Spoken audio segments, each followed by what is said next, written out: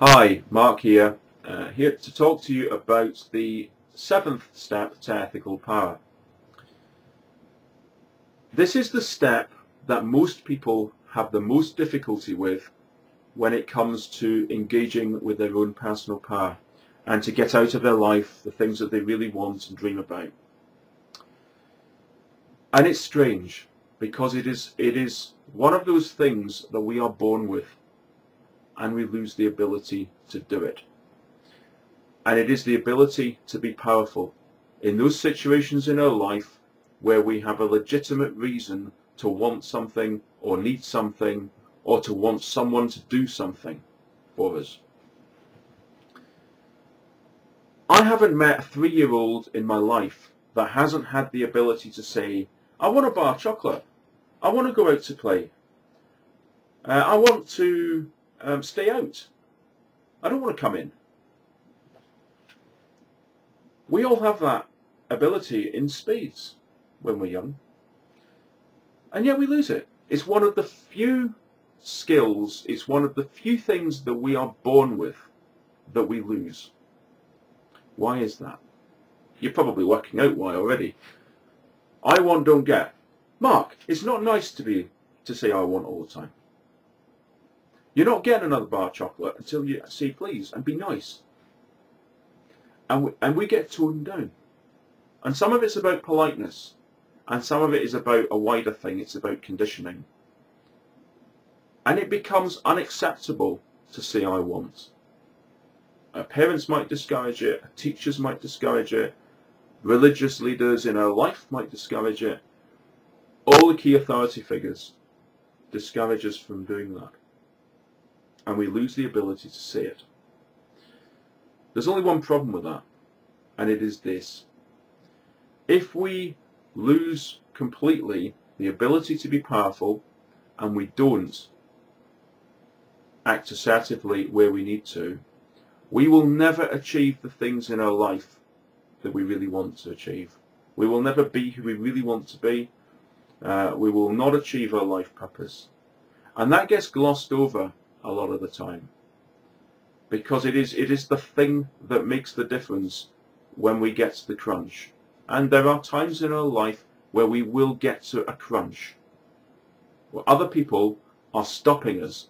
They're in our way, and we legitimately want to get somewhere, and they are either not helping or they're actively blocking what it is we want or need to do.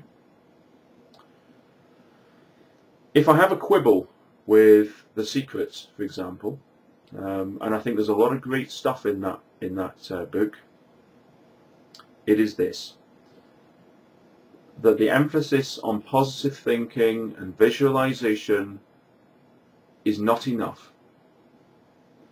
There is a need to move on from that to making decisions. In this case, I want to get to this place.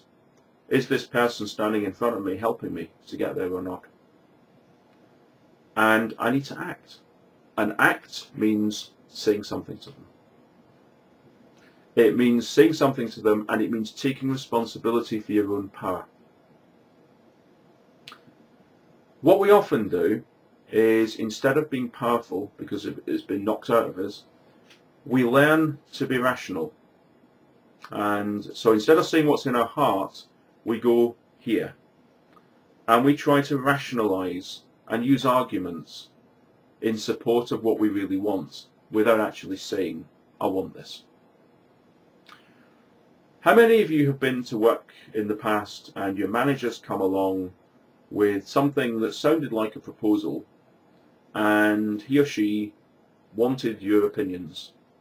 In other words, they were doing a bit of consultation on the face of it. And you give your opinions, and other people might give their opinions too. And then you find out later on that that manager has actually already made a decision in effect, and this consultation was a sham. That is a great example of what happens when people are not powerful. Rather than going into that meeting, that manager saying, I've decided we're doing this, or I want to do this, they come in with a rational argument, and you might come out with a rational argument that doesn't agree with their rational argument. and you dance around the chairs for a while, and eventually it becomes clear that managers made their mind up what they wanted to do anyway. That isn't being powerful.